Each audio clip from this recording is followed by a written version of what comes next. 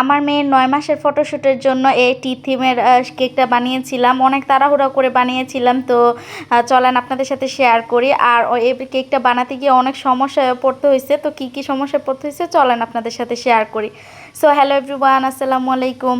তো প্রথমেই আমি হচ্ছে তাড়াহুড়া করে কেকটা বানাইছি। এই কেকটা জাস্ট একটা ডিম দিয়ে আর কি বানানো। তো অনেক তাড়াহুড়া করে কেকটা বানানো, মানে যেদিন রুহির ফটোশ্যুট করব ওই দিনই আমি তাড়াহুড়া করে কেক বানাইছি। আবার ওই দিনই হচ্ছে রুহির পিছনের ফটোশ্যুটের জন্য যে কাগজ দিয়ে ডেকোরেশন করবো ওই কাগজ কাটছি, মানে সব কিছু একদিনেই হয়েছে। তো যার কারণে আমার হচ্ছে অনেক তাড়াহুড়া ছিল। আর এই কেকটা বানানোর সময় ক্রিমও আমি ভাবছি যে ফ্রিজে ক্রিম ছিল, বাট পরে দেখি যে ফ্রিজে ক্রিমও নাই। তো বক্সে যতটুকু ক্রিম ছিল ওইটুকু ক্রিম দিয়েই আমি বানিয়েছি। তো এটা কেউ প্রফেশনাল ভাইবেন না, আমি হচ্ছে এমনি বাসায় টুকটাক কেক বানাই। তো মেয়ের জন্য বানাইতেছিলাম। প্রথমে ভাবছিলাম যে ভিডিওটা শেয়ার করব না, বাট পরে দেখলাম যে গ্যালারিতে অনেক দিন ধরে এই ভিডিওটা পড়ে আছে, তো ভাবলাম যে আপনাদের সাথে শেয়ার করেই দিই। তো আর যেদিন আমি হচ্ছে রুহির ফটোশ্যুট করবো ওই দিন আমি বাসায় ছিলাম, মানে আমার বাবার বাসায় ছিলাম, যার কারণে আমার বেকিংয়ের কোনো জিনিসপত্রই ওই বাসায় ছিল না।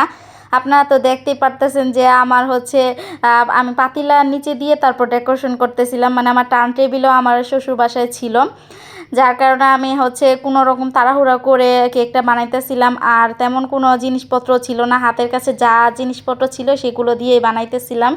তো রুহির ৯ মাসের ফটোশ্যুটের জন্য আমি হচ্ছে দাঁত থিমের ওইটা হচ্ছে আমি সিলেক্ট করে রাখছিলাম। তো ভাবলাম যে দাঁতের আকৃতিতেই একটা কেক বানাই। তো কেকটা প্রথমে আমি হচ্ছে ক্রাম কোটিং করে নিছি, ভিতরে হচ্ছে দুইটা লেয়ার করে আমি জাস্ট একটু ক্রিম আর হচ্ছে একটু গানাশ দিয়ে নিছি, চকলেট গানাশ। আমাদের বাসায় সবাই বেশি এত একটা ক্রিম খায় না, যার কারণে আমি অল্প ক্রিমই দিছি। আর তারপরে একটা কাগজে আমি হচ্ছে দাঁতের আকৃতিতে একটা কাগজ কেটে নিছি, তো ওইটা উপরে বসিয়ে তারপর হচ্ছে আমি কেটে নিতেছিলাম। তো এই ফার্স্ট টাইমই আমার দাঁত থিমের কেক করা, এর আগে আর কখনো করা হয়নি। তো ফার্স্ট টাইম হিসেবে মোটামুটি ভালোই হয়েছে। আর যদি বাসায় একটু ক্রিম থাকতো তাহলে হচ্ছে আমি আরও সুন্দর করে বানাইতে পারতাম, বাট তখন যে অনেক তাড়াহুড়া ছিল যার কারণে আমি এত ভালো করে বানাইতে পারি নাই। আর কোনো রকম একটু ফিনিশিং দিয়ে তারপর হচ্ছে আমি রেখে দিছিলাম। তো তারপর হচ্ছে একটা কাগজ কেটে আমি হচ্ছে চোখ আর মুখের আকৃতিটা দিয়ে এটা দেখে, মানে সাথে সাথে সরাসরি দেখে আমার অনেক হাসি পেতেছিল, কেমন জানি রাক্ষসের মতো লাগতেছিল।